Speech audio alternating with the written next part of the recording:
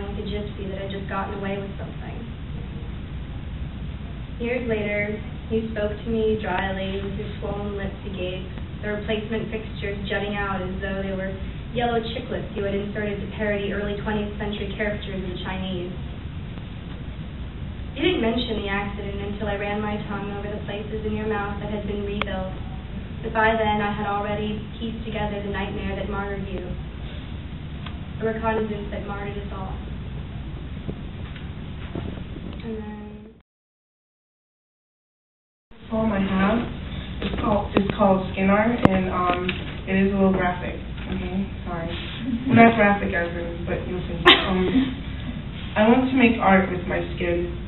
The only tools I would use is a razor and my arm. I want to inspire and move people with my carvings. The deepness, the redness, rolls around my arm and drips to the ground like a painter painting. No blues, pinks, or yellows, just red. That's all you need to make my kind of art. Watch me carve, watch me cut, watch my tortured artist soul erupt, all over my arm, all over my hand, and end at the wrist.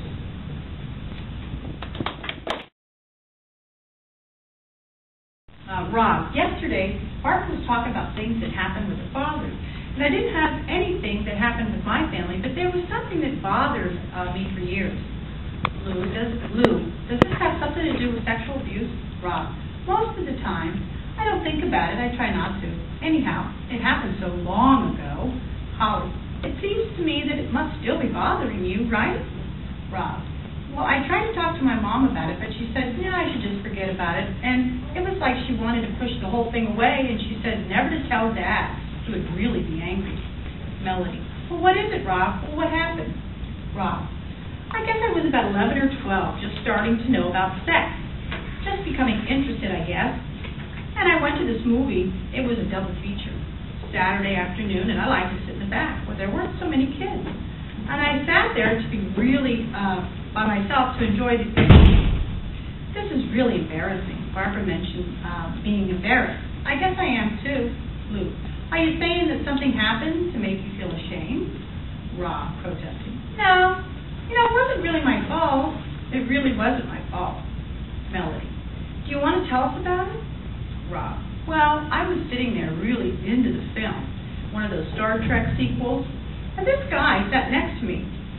Back then I thought, an old guy, but I suppose he was in his 40s. And he said, hi, kid. And I said, hi. And I answered without really looking at him. Mind if I sit beside you? He said. And I told him, I didn't. He looks around the room.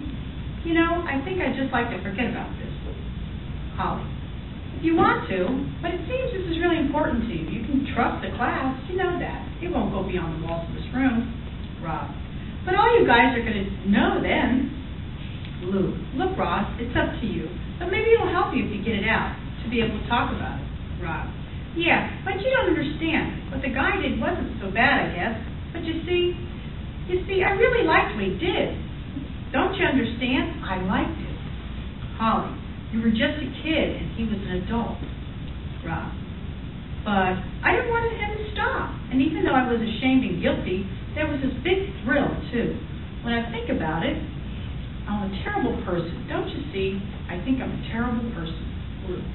Because part of you liked it, what was happening, and that makes you a terrible person? Rob, yeah. Yeah, he reached over and he started to rub his hand up and down my thigh. Do you mind, he asked? And I was scared, but I didn't want him to stop, even though I knew it was so wrong.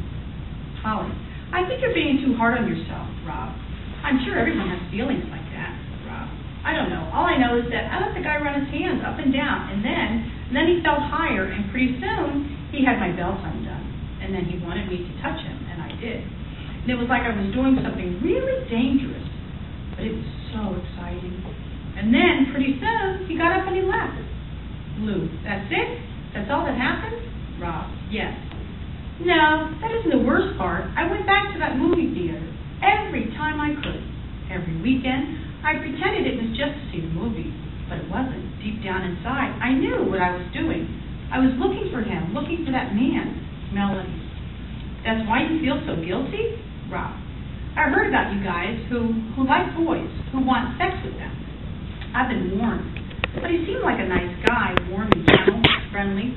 For those few minutes, it was like he cared so much about me. Lou: so when you go back looking for him, did you ever find him again? No, I never did. Melody: did the same thing ever happen again? The same kind of thing with someone else? Rob: no, that was the only time. And I felt so guilty, I finally had to tell my mother. Holly: it wasn't really your fault, was it? You didn't really look for it to happen. Rob: not that first time, no, but afterwards, I wanted to find that man again. Lou: you had doubts about yourself and about your sexuality, particularly since you wanted to repeat what had happened. Rob: right, that's it. Okay. Next one's good. She wears her hair in ponytails. She hides her lovely shape. She walks alone to her sad home. There's just no more she can take.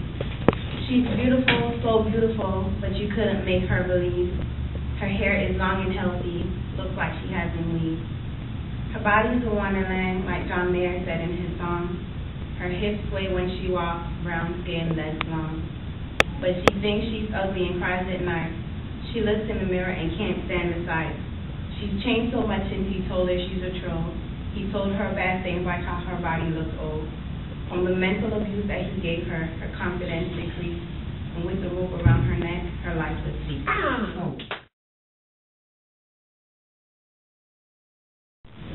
As I knock on the door of my consciousness, he knocks me around with his fist.